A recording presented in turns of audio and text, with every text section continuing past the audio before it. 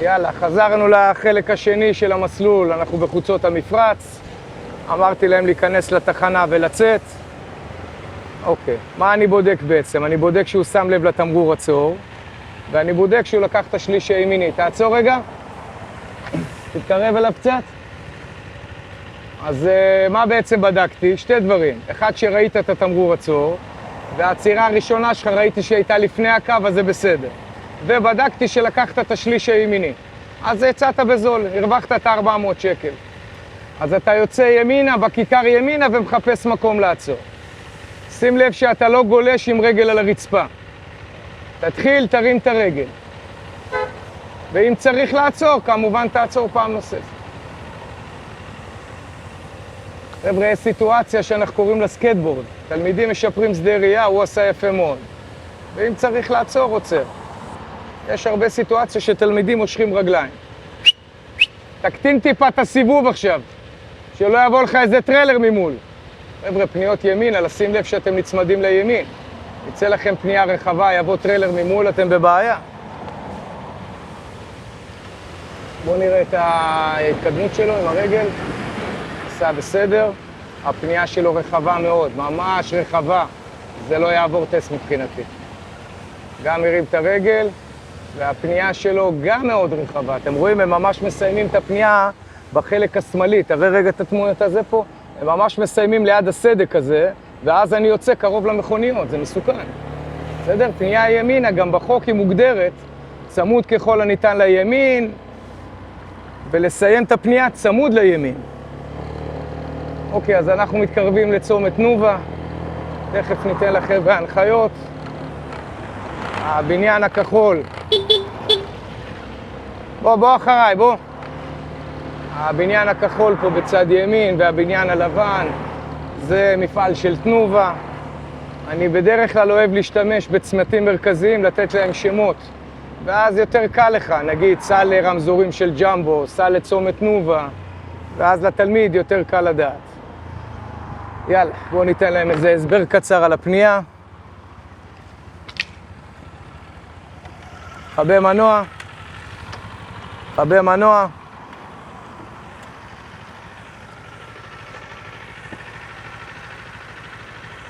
חבר'ה, ביציאה מהתחנת דלק, ביציאה מתחנת דלק, עשיתם פנייה ימינה מאוד רחבה. לא הצלחתם להיצמד למדרכה. עכשיו, אתה עושה פנייה רחבה, בא לך אוטובוס או טריילר, לפעמים אוטובוס או טריילר בגלל הרוחב, בולט קצת מהנתיב. אתה תתנגש בדופן של הרכב. אז לפני שאתם מכניסים גז, תשימו לב שהמרחק עם המדרכה סביר. מטר וקצת, אבל לא ללכת לצד השמאלי. איך אני קורא לצומת פה, אתם יודעים? מה כתוב פה על הבניין? אז זה צומת תנובה, תכירו. אתם זוכרים את רמזורי ג'מבו? אז אם אני אומר לך עכשיו איפה זה רמזורי ג'מבו, אתה יודע על מה אני מדבר. אז מעכשיו שאני אומר לך תנובה, אתה יודע על מה אתה מדבר. צומת תנובה, אנחנו פונים שמאלה. בסדר? אז קודם כל, אני מתחיל את הפנייה מאמצע הנתיב או מהשליש השמאלי. אנחנו פונים פה שמאלה, תראה קצת את הצומת, תדעו. בואו נשתמש בשלישים, באמצע הנתיב או מהשליש השמאלי? שמאלי. אתה סגור על זה? שליש שמאלי, אמרנו אמצע מתי? רק כשאני נוסע, ישר. אז לא יכול להיות אמצע. אז כשאתה פונה שמאלה עכשיו, מי יכול לדרוס אותך? מה זה מימין? מאיפה זה מימין? מאחוריי כאילו. אוקיי, מצוין. אמרת לי את התשובה הכי טובה. כשאני אומר לכם, חברים, מי יכול לדרוס אותך בפנייה שמאלה בדו-סטרי, אני מצפה לתשובה הראשונה, האוטו שמאחוריי שיצא לעקוף אותי. כמובן שיכולים לדרוס אותי כל התנועה פה במול גם, נכון? תראה עוד פעם את הצומת? נגיד האופנוע, זה גם יכול להיות. אבל הוא נמצא מלפניי, אני רואה אותו, הוא בא לי בעיניים. אבל את האוטו הזה, שהוא נמצא מאחוריי, אני לא יודע אם הוא יצא לתת לי עקיפה פתאום. אני פונה שמאלה, הוא באמצע עקיפה, זה תאונה. אז אם הבוחן מביא אותך לפנייה שמאלה, הדבר הכי שמעניין אותו זה לבדוק האם אתה מסובב את הראש, לראות שאף אחד לא עוקף אותך. בסדר? אז אני חוזר על סדר פעולות בפנייה שמאלה בדו-סטרי, שכרגע אנחנו נמצאים בצומת תנובה. פעולה ראשונה, אני לוקח את השליש השמאלי. פעולה שנייה, אני בודק כמובן שאף אחד לא דורס לי מקדימה. פעולה שלישית, אני עושה הפניית ראש לאחור, לפחות כפולה אם לא משולשת, כדי לוודא שאף אחד לא עוקף אותי. ואני מבצע את הפנייה. בסדר? כמובן שלאורך הפנייה אני ממשיך להסתכל. יאללה, תניע. אז אתה פונה שמאלה ועוצר בצד. אני נותן לך טיפ, אתה לא עוצר על קורקר. העצירה על קורקר בטסט זה פסילה, תחפש לך אספלט. יאללה, קדימה. יאללה, גבר, בוא צא. אז בואו נראה מה הוא עושה. פעולה ראשונה, אני בודק האם הוא לוקח את השליש השמאלי, זה נראה בסדר. עכשיו הוא מסתכל קדימה, טוב, אתה הפניית ראש לצד שמאל, אחורה. לא לצד הזה, לצד שמאל.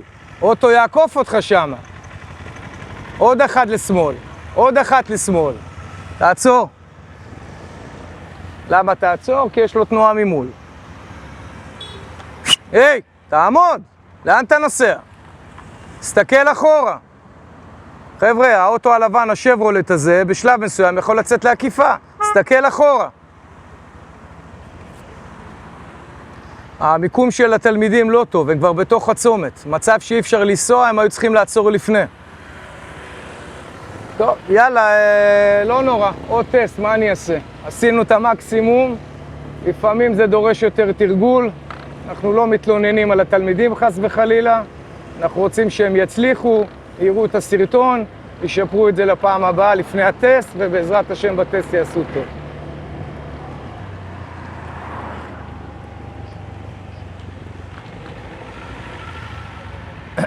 טוב, בוא תתקרב. טוב, אתה נכשלת בטוח, אתה צריך סבלנות קצת. תקשיב, תחשוב שאני עכשיו רוצה לנסוע שמאלה לחנייה הזה. אוטו ידרוס אותי מפה או משם. עכשיו כיוון שאתה נצמד לשלישי, לשמאלי, זה יבוא לי מימין. זה יכול לקרות, זה יכול לקרות, אז אני לא אומר שלא, אבל זה לא המקום העיקרי שלך. כי איפה התאונה תהיה יותר קשה? תחשוב שאני נוסע ומשאית באה בטיל משם, זה ישר למיון. בסדר? עכשיו, כשאתה זז לשמאל, אז תזכור מה אמרנו, אני זז שליש, שליש זה מעט. זה אומר שלא בהכרח שלאוטו מאחורי יש מקום לעקוף, הוא יצטרך לעצור גם ככה. לא פתחנו לו מקום, אם הנתיב הוא צר, לא יהיה לו מקום לעבור, ואם הנתיב הוא רחב, אז שיעבור, לא מפריע לי. אבל רוב התשומת לב שלך היא לצד שמאל, לא לצד ימין. בסדר? אנחנו פונים שמאלה בכיכר, חוצים את חוצות המפרץ, סוף הכביש יש שם תמרור, תבדוק אותו. יש לך רק פנייה ימינה וזה מביא אותך לכיכר איפה שהרכבת. אז איך קוראים לכיכר? כיכר הרכבת. אז תקשיב, נגיד פעם הבאה אני אומר לך, בתנובה כך שמאלה, אחר כך דרך אגב לכיכר הזו אנחנו קוראים הפנצ'ריה, יש פה איזה חנות של פנצ'רים, אז אם אני אומר לך שמאלה בתנובה, בפנצ'ריה שמאלה, סל הרכבת, הנה לך חצי מסלול של טסט. בסדר? בכיכר של הרכבת תיקח שמאלה ותעצור ליד האדום לבן, זה עליי, בסדר? יאללה.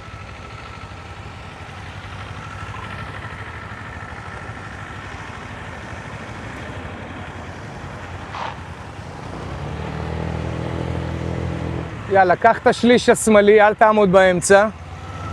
3 מבטים שמאלה, כבר בשלב הזה תתחיל אותם. אל תעצור עוד, אל תעצור עוד, תגלוש, תגלוש, תגלוש, בוא, ותסתכל. עכשיו תסתכל ימינה, 3 פעמים, עוד אחד, יופי, תעלה לשני. עוד פעם 3 מבטים ימינה. עלית לשני? יאללה, תעלה. עכשיו תעשה ספירת בלאי. תסתכל במראות שלך ותבין עם החבר'ה מאחורה. אם כן, סע רגיל, אם לא, חפש מקום לעצור. אבל אתה אומר שכולם מאחוריך, כן? סבבה.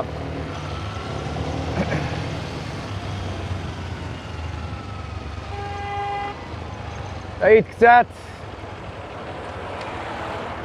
עכשיו, עד שהם עוברים, בכיכר שהיינו, במבט הראשון שהיית זה היה לעצור. אבל במבט השני כבר ראיתי אותם את כולם פונים ימינה. לא, עברתי כבר את המעבר חצייה. מה שאני בעצם רוצה להגיד לך, זה כשאתה נותן כמה מבטים, לפעמים במבט השני או השלישי, אתה מקבל החלטה אחרת מהמבט הראשון. לפעמים אתה מקבל מבט ראשון, אתה מחליט לעצור. אם היית מוסיף עוד מבט, היית אומר, מה, בשביל מה לעצור? זהו, אני יכול לנסוע. תן מבט אחורה. יאללה. קח את האמצע, כי אנחנו נוסעים ישר. אז מי יכול לדרוס אותך? אז 3 מבטים, בואו נראה אותך לצד שמאל. עוד אחד, עוד אחד. צד ימין 3 מבטים. ועכשיו תן דלק חופשי. תוך כדי, תבדוק במראה שכל החבר'ה מאחור, שהבוחן לא יגיד לך שאתה לא מסתכל במראה. שים לב למעבר חצייה, זה מקום קצת צוען, תעיד קצת, שלא יהיה לך הפתעה ותגיד לי, הפתיע אותי. עוד מעבר חצייה, אני מציע לך להזיז את העיניים לתוך החניון. ממש לתוך החניונים, יש את הגברת פה בצד, תראה למה איתה. יש את האי עם החולצה האדומה, תראה מה איתה. תהיה מוכן לעצירה, גבר. אז אם אני עושה הסתכלות מוקדמת, אין לי הפתעות. מבט אחורה. איזה תמרור יש לי בצומת? מה יש לי? עוד לא רואה אותו. עכשיו? עצור, אז אתה כבר יודע את התמרור. מה עוד חוץ מעצור? אז אם אני אומר לך סע שמאלה בצומת, מה אתה עונה לי? שאי אפשר, כן? בוא נראה שאתה עוצר חצי מטר לפני הקו.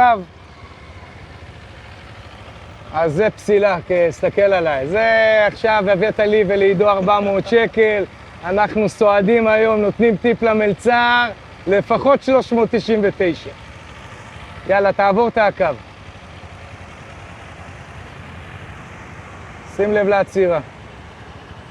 יופי. תסתכל אחורה פעם אחת. תסתכל אחורה פעם אחת, גבר.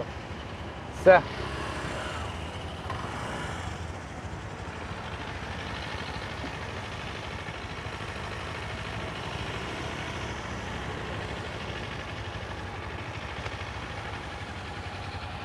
חברים, החבר היקר פה הוא כבד שמיעה. תראו איזה יופי.